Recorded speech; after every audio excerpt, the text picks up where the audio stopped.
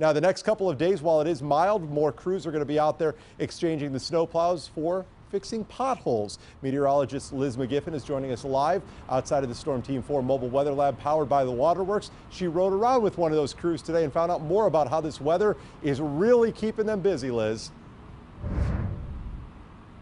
Oh yeah, I found out from these crews that they are busy all year long, and it's really been those ups and the downs in the temperature that are creating a mess like what we have in this parking lot right here. It's creating a bit of a pothole from that freezing and thawing out. And like you just mentioned, I rode around with one of those crews today to find out what they're doing to make sure that your commute to work is going smoothly.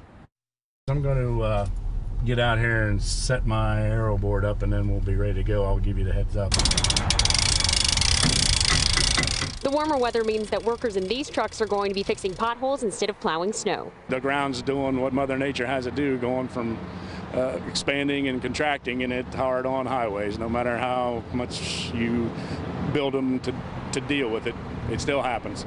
These bumps in the road are hard work that needs to be done all year long and can be dangerous and stressful too. Everybody loves doing, the snow and ice, taking care of that, but you got guys that got feet on the ground, and you're worried about the guys' safety out there. Which is why a crash truck like this is so important. It gives drivers a heads up to move over a lane and create a little bit of a barrier for workers too. Besides actually fixing the potholes, is everybody going home in one piece.